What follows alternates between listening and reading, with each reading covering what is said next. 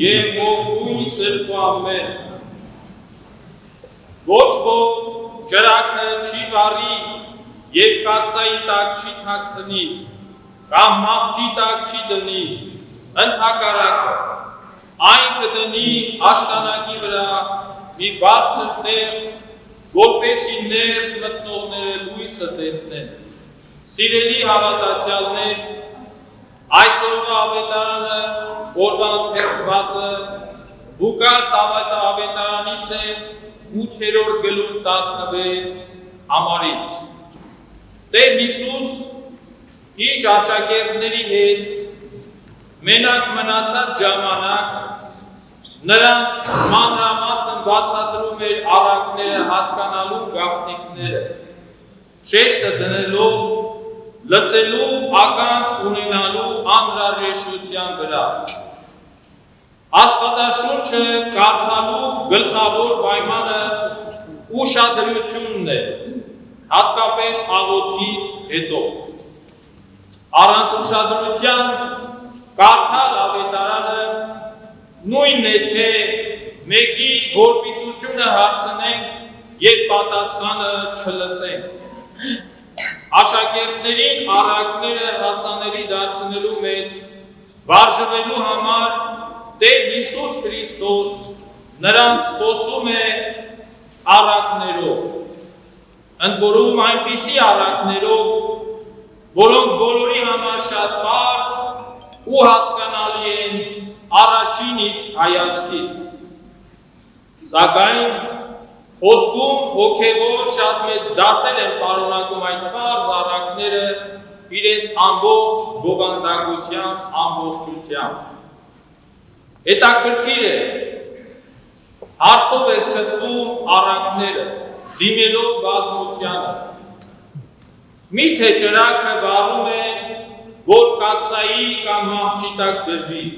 չէ որ բարձր տեղ է դրվում ճրագը, մոմը, լույսը, որ բոլորը լուսավորվեր։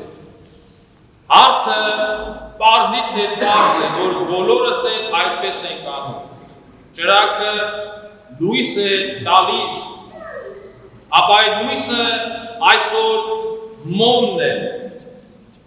Բոլորը նկատել եք, որ եկեղեցում կանցերները, մոմերը վառվում են, խորհրդանշելով մեր Տեր Հիսուս Քրիստոսի կենդանի լույսի առարկայությունը։ Իսկ երբ ենք մենք մոմ վառում, սա սիրելի թեմա է, կարծում եմ բոլորիս համար, քանի որ մեր ժողովուրդը շատ է սիրում հատկապես մոմ վառել։ Մոմը ինքնանպատակ չի վառվում երբեք։ Այն ուղեկցվում է աղոթքներով, իսկ աղոթքը ուղղված է երկնավոր մեր Տիրոջը։ Մենք նաև մոմ ենք վառում, երբ անջատված է լինում էլեկտրական հոսանքը եւ տարածքը մութ է, այսինքն մենք մթի հետ չենք հաշտվում եւ լույս ենք ուզում, թեկուզ մոմի լույսը Երբ վառում ենք մոմը, դնում ենք մի բարձր տեղ, որ ամբողջ սենյակը տարածքը լուսավորվի։ Սա պարզ օրինակ է, որ անում ենք բոլորս, սակայն կա առակի մեկ այշեր հոգևոր իմաստով։ Սա արտաքին տեսանելի լույսի և խավարի մասին է, սակայն կա նաև ներքին լույս, ներքին խավար, որին առանձնապես ուշադրություն չենք դարձնում։ Մութ սենյակում գետ մեկ րոպե չենք կարողանում մնալ, որովհետև մութը ազդում է մարդու տրամադրության վրա։ Սակայն կա մութ հոգի, մութ հոգով մարդիկ եւ ապրում են նրանք ողջ կյանքը եւ չեն զգում, որ տխրությունը մեր հոգևոր հատկապես խավարից է գալիս։ Տեսնում ենք մարդիկ, որոնք շատ մտահոգված, տխուր են, բայց չեն մտածում դա հոգևոր տխրությունն է, դատարկությունն է, մթությունն է, որ երևում է իրենց երեսից եւ արտաքինից։ Մեզանից յուրաքանչյուրը պետք է այդ լույսը լինի եւ լուսավորի իր տարածքը, իր եղբորը, իր քրոջը, իր ընտանիքին եւ շրջապատին։ Արեգակը իր լուսավորությամբ Քրիստոսին է խորհրդանշում, քանի որ բոլորին հավասարապես լուսավորում է լույսով եւ ջերմությամբ։ Մենք էլ փոքրիկ լույս պետք է լինենք ամբողջացնելու համար Քրիստոս Աստծո խոսքի լույսը։ Ամեն քրիստոնյա մեկ փոքրիկ մոմ է իր տանը, իր փողոցում, հասարակության մեջ, որպեսզի Տիրոջ խավարը ցրվի հնարավորինս արագ, նամանավանդ այսօր։ Քրիստոս այդ լույսն է բերել աշխարհ եւ կամենում է, որ բարձր տեղից քարոզվի, որպեսզի լուսավորվի բոլորը եւ լուսավորվեն ամենքը, սակայն իր առջև կային մութ հոգիներ, մութ մարդիկ, օրինակ փարիսեցիներ, որոնց համար այդ լույսը ուրացնող էր, եւ նրանք չէին ճանաչում, հաշտվում իրենց առջև կանգնած լույս Քրիստոսի մտքերի հետ, որոնք բացահայտում են իրենց ներսի հատկապես խավարը։ Հիմա, որպեսզի ավելի պարզ լինի ասելիքս, տեսնենք, թե որն է հաջորդ առակը, որ նույնպես սիրելի է բոլորի համար եւ սերտ կապված է նախորդի հետ։ Իսկ ինչ է նշանակում ճրագը թաքցնել կաթսայի տակ, այսինքն առաքինության մասին իմանալ, բարու մասին իմանալ, Աստծո մասին դավանել եւ չգործածել, սեփական կրքերին չտիրապետելու պատճառով։ Այսինքն, որ գրամոնին հաճելի չէ խոսել ժուժկալության մասին, եւ նա կարող է թաքցնել այդ առաքինությունը այլոց փոխանցելու օգտակարությունը հաշվի չառնելով, քանի որ իր մեղքերի մեջ արդեն նա կարծրացած հաստատված է։ Նույնը Աստծո խոսքին է վերաբերվում։ Ով ձևափոխում է Աստծո խոսքը,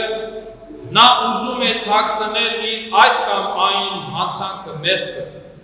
Ուրեմն ծածուկ բան չկա, որ չհայտնվի։ Չկա գաղտնի բան, որ չերևա, որ ի հայտ չգա այս աշխարհում։ Այս խոսքերի մեջ համոզված են բոլոր եւ բոլորս անխտիր։ Չկա մի մարդ, որի բարի եւ չար գործերը ի հայտ չգան ժամանակի ընթացքում։ Նույնիսկ երկրների գաղտնի գործակալական ծրագրերն են ի հայտ գալիս ժամանակի ընթացքում։ Երեխան հարևանի բակից մի բան է գողանում եւ ինչ է լինում, օրեր անց հայտնի է դառնում։ Տղան սիրահարվում է հարևանի աղջկան, ժամանակ անց ի հայտ է գալիս։ Բոլոր տեսակի չար կապերը եւ հարաբերությունները ժամանակի ընթացքում իհարկե բացահայտվում են։ Օրինակները չափազանց շատ են, բոլորս լավ գիտենք, թե ինչպես է ի հայտ գալիս բոլոր տեսակի գաղտնիքները։ Հիսուս Քրիստոս այս խոսքը ասաց մի ժողովրդի, որը ուներ օրենք, ուներ մարգարեություններ եւ չէր ապրում դրա համեմատ, կամ չէր հասկանում, կամ հնազանդ չէր։ Քրիստոս այստեղ չի խոսում կենցաղային գաղտնի գործերի մասին, այլ խոսում է Աստծո խոսքի մասին, որ Աստծո խոսքի մեջ չպետք է լինել որևէ մութ կամ գաղտնի բան, որ պարզ ժողովրդի համար հասկանալի եւ լուսավոր չլինի։ Այսինքն ոչ թե պետք է վախենալ, որ օրենքը չպաչի մարդուն, այլ պետք է ուրախանալ, իրապես ուրախանալ, որ Աստծո խոսքը կլուսավորի մարդու ներքին խավարը եւ մարդը կազատագրվի տանջող խավար բոլոր տեսակի մեղքերից։ Սիրելի հավատացյալներ, Աստված եւ Աստծո պատվիրանները Աստված տվեց Մովսեսին եւ պահանջեց, որ կատարվի։ Աստված այսօր պահանջում է, որ մենք կատարենք Աստծո խոսքը։ Ժողովուրդը հնազանդ գտնվեց պատվիրանների հարցում եւ 40 տարի անապատում քայլեց, որպեսզի սովորի Աստծո բնավորությունը, Աստծո տեսակը եւ գործելավոճը։ Վերջում նրանք մտան խոստացված երկիր, որոնք հնազանդվեցին Աստծո խոսքին։ Աստված երբեք Մովսեսին չասաց, ոչինչ, որ չեն պահում իր պատվիրանները, այդպիսի բան չասաց։ Խոստացել եմ ավետյաց երկիրը, որ մտնեն։ Չասաց ոչ, հիմա էլ չի ասում Աստված ոչ, չի ասելու նաև մեզանից ոչ, ոգի մեզանից հետո, որովհետև Աստված նույն նախաձախնդրություն ունի իր խոսքի հանդեպ, առավել ևս իր որդու, միածնույն որդու անմահ, անմեղ, արյան հանդեպ։ Մենք պետք է մեր վերաբերմունքը փոխենք Աստծո հանդեպ։ Մենք տեսնում ենք, որ մեր հայ քրիստոնյաներից շատերը ուզում են եկեղեցին հարմարվի իրենց, ուզում են Աստծո խոսքը հարմարացնել իրենց, շատ է տարածված։ Երբ որ Տեր հայրը կամ եկեղեցական ասում է, այսպես պետք է լինի, ասենք բխում է Աստծո խոսքից, մենք վատ ենք զգում, նեղանում ենք այդ հոգևորականից, ուզում ենք մեզ հարմար խոսք ասի, ուզում ենք, որ նոր կտակարանը մեզ հարմարացնենք, դուք հարմարվեք, մենք պիտի հարմարվենք Աստծո խոսքին։ Մենք պետք է մեր վերաբերմունքը փոխենք Աստծո հանդեպ, ոչ թե միայն Աստծուց, միայն սպասենք, մենք սպասում ենք միայն, սպասելով ոչինչ չի լինի, մենք պիտի ստանձնենք օրենքն եւ անենք։ Նույնիսկ մեր հոգին, որ գաղտնի է մեզ համար, մի օր դուրս է գալու մեր մարմնից, երբ կանգնելու է Տիրոջ ներկայության առջև, եւ ոչ մի ծածուկ բան չի մնա մեր հոգուց, որ Աստծո համար հայտնի չլինի։ Այնպես որ այսօր է փոխվելու, նորոգվելու օրը, այսօր է, ոչ թե վաղը։ Չէ որ Տերը ասաց, դուք եք աշխարհի լույսը, եւ դուք իրավունք ունեք ծածուկ տեղ մնալու։ Ես ձեզ լույս անվանեցի, որ լուսավորեք խավար միջավայրները։ Քահանայապետների եւ օրենքի ուսուցիչների համար Աստծո խոսքը հասկանալի չէ, իհարկե, քանի որ ոչ իրենք են պահում, ոչ էլ սովորեցնում են պարզ հասարակ ժողովրդին։ Աստծո արքայությունը մոտեցել է, մտել է ժողովրդի մեջ, որպես ճրագ բարձր տեղ դրվի եւ որևէ գաղտնի բան չմնա առանց բացահայտվելու։ Այս երկու առակներից հետո Տեր Հիսուս նորից կրկնում է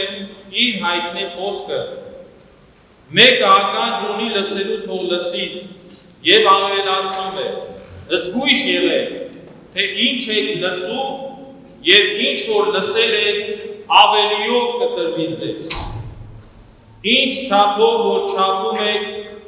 նույնով Աստված պիտի չափի ամեն մեկիս համար։ Ով ունի, նրան պիտի տրվի, իսկ ով չունի, նրանից պիտի վերցվի, ինչ էլ որ նա ունի։ Սիրելի հավատացյալ, հրառակի այս տողերը, եթե հասկանանք իր պարզ իմաստով, ապա մեր Տեր Աստված Հիսուս Քրիստոս մեզ զգուշացնում է, որ մեր լսելիքը, ականջը չտրամադրենք այնպիսի բաների, որովհետև ոտքերը գնում են այնտեղ, ինչ որ լսել է ականջը։ Սա այսպես է։ Մեր ականջը սիրում է լսել հաճելի եւ հաճույք պատճառող խոսքեր, շռայլություններ, մեր ականջը սիրում է զվարճացնող թեմաներ։ զվարճացնող թեմա չլինի, հետաքրքիր չի մեծ առումով եմ ասում, որքան որ շատ են լսում նմանատիպ խոսակցություններ կամ հաղորդումներ, սերիալներ, չգիտեմ ինչ է,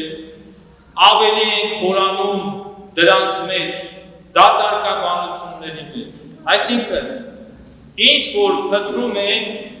նա էլ ավելիով տրվում է մեզ, չար թե բարի։ Իսկ առակի ավելի խորքը Տեր Հիսուս խոսում է Աստծո խոսքի հանդեպ մեր ունեցած վերաբերմունքի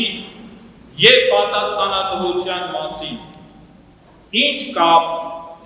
ինչ կերպ, որ մենք ենք վերաբերվում Աստծո խոսքի ուսուցմանը եւ կատարմանը, այդ նույն կերպով էլ Աստված կվարվի, կմոտենա մեզ եւ մեզ հետ այդպես է կվարվի։ Հիշենք մեր մեկ քանքարը թաքցնողի օրինակը եւ ամեն ինչ տեղը կընկնի։ Բոլորս էլ ճանաչում ենք մարդկանց, որոնք շնորհներ ունեն Աստծուց տրված։ Սակայն հարբեցողության կամ այլ մեղքերի պատճառով աստիճանաբար վերցրվում է այդպիսի մարդկանցից իրեն շնորհը։ Շնորհը տրվել է, բայց մարդը չպահեց։ Մարդը կեղտոտեց այդ շնորհը, չգործածելու պատճառով ըստ այդ խոսքի, որ ասաց, նրանից պիտի վերցրվի, ինչ է որ նա ունի։ Իսկ Աստված Հիսուս Քրիստոս այս խոսքը, թե ով ունի նրան պիտի տրվի, եւ ով չունի նրանից պիտի վերցվի, ինչ է որ ունի, աշխարհիկ մարդու համար խիստ անարդար է թվում այս առումով,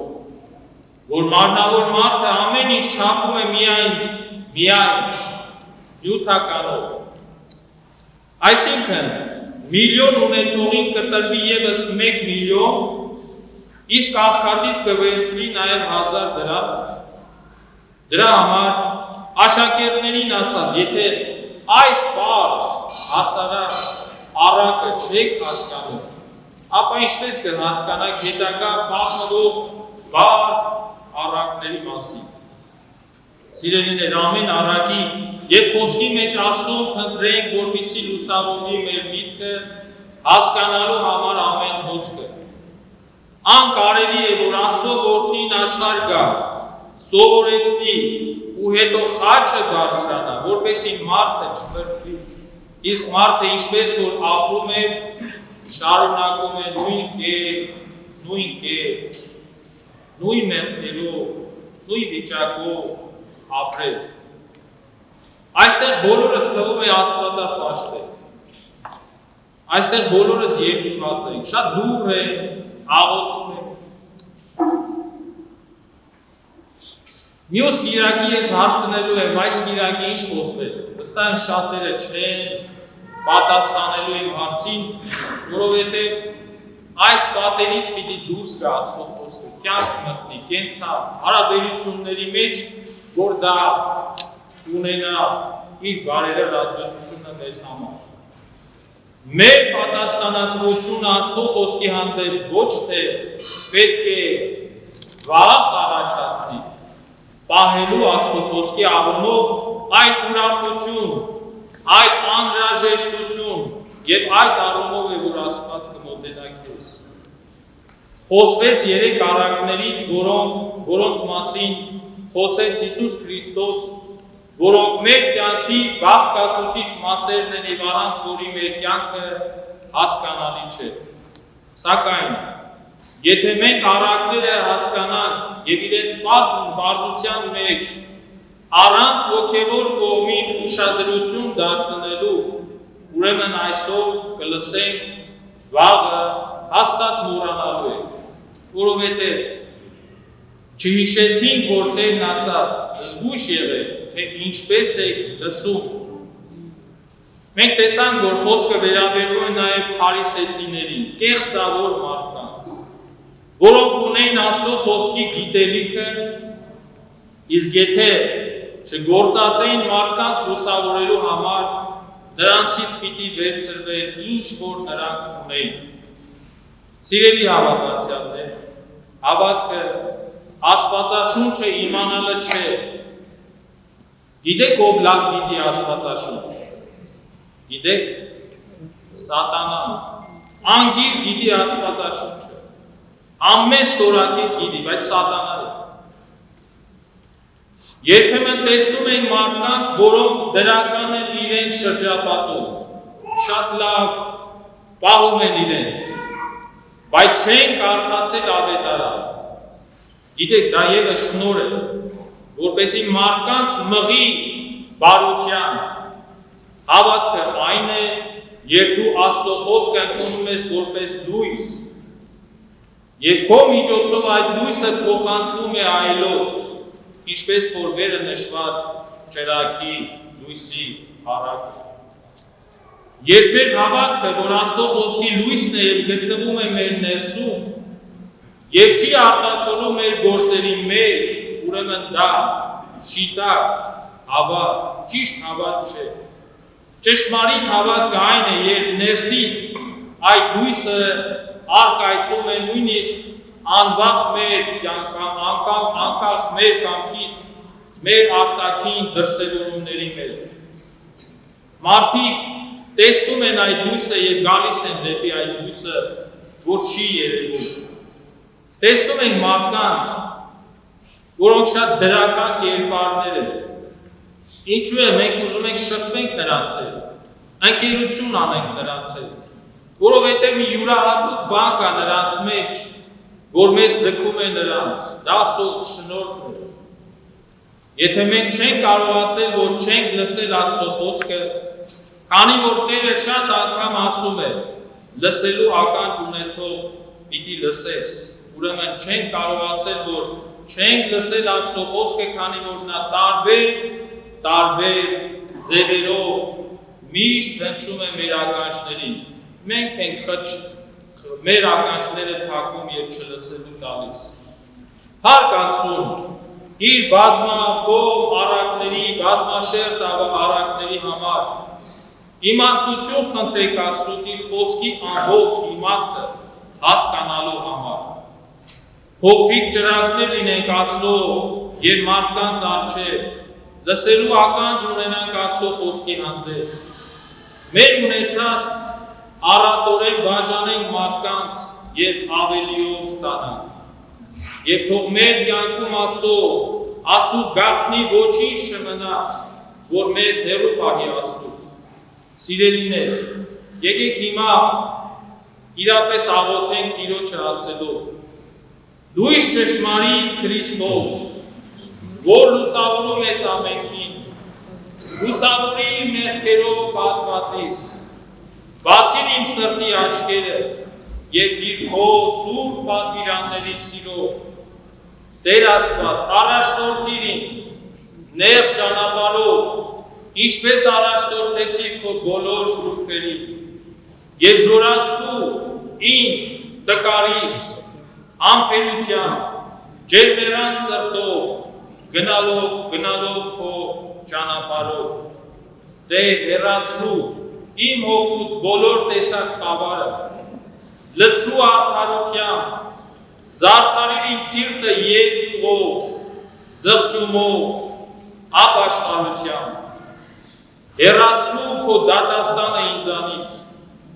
պահելով քո սուրբ բոլոր պատվիրանները, հաստատիր իմ հոգում կյանքի լույսի խաղաղությունը եւ պայծառությունը, որպեսզի երբեք չշեղվեմ աջ թե ձախ, եւ չդատապարտվեմ քո գալսյան օրը։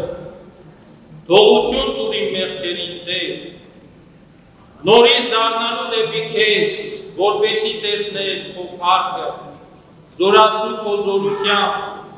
առողջացու իմ հոգին հիվանդությունից, բժշկիր մարմնիս բոլոր ցավերը, փրկիր ինձ չարից, դուրս բեր փոշոտ մեղքերից, մի դատիր ու դատապարտիր ինձ, Տեր, ըստ իմ առատ եւ վատ գործերի, այդ փառավորի փրկվածից պես ուրախանալու սրբերի հետ որոնցից շարունակ հարաբանում է ամենասուրբ երրորդությունը, այժմ և միշտ և հավիտյանս հավիտենից ամեն,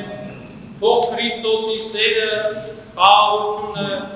ձեզ հետ, մեզ հետ լինի և նման կար հավիտյանս հավիտենից ամեն։